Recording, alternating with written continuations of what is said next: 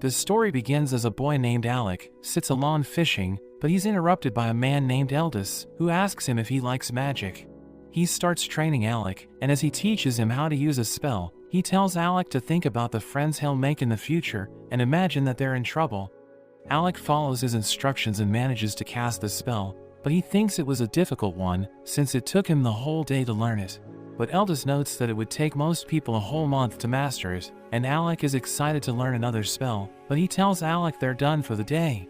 He decides to rest while fishing instead, but Alec is annoyed since he wants to keep practicing his spells. Eldis mentions that Alec has a talent for magic, so even if he doesn't do anything, he'll become a first-rate mage.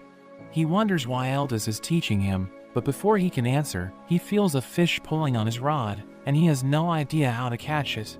So he asks Alec for help, and he finds Eldis weird, since he seems to know nothing but magic, and Alec helps him catch the fish. Alec continues to learn magic, but one day, Eldis tells him he's leaving the capital, and he advises Alec to never become a court magician. He wonders why Eldis taught him magic, so he reveals that it's because he owes Alec's late mother a favor, and he watches Eldis as he leaves. Several years later, Alec finds information about Eldis and realizes that he graduated top of his class.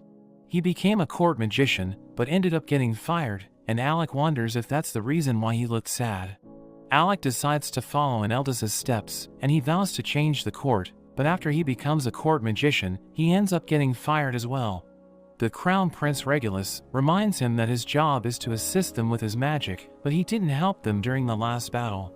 Regulus mentions that he was fighting on the front lines, while the other members did their part, but all Alec did was cast support magic. He tries to explain the reasons behind his actions, but Regulus refuses to hear him out, and thinks Alec only uses support magic because it's all he can use. Their party member Lenny notes that Alec is always telling them to retreat, so she thinks he's just afraid of going deeper into the dungeon. She mentions that they let him join the party on the king's orders, but Regulus has reached his limit, and he's sick of clearing the dungeon with deadweight like Alec.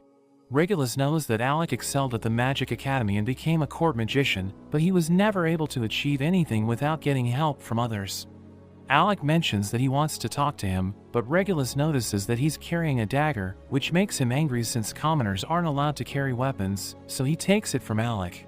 He thinks he'll need weapons on the floors ahead, which annoys Regulus, and he notes that in his party, everyone should just do what they're told.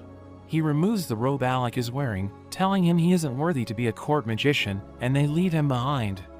After that, Alec thinks about how he researched everything to make sure he knew what Regulus needed, because he knows that if they go to the 30th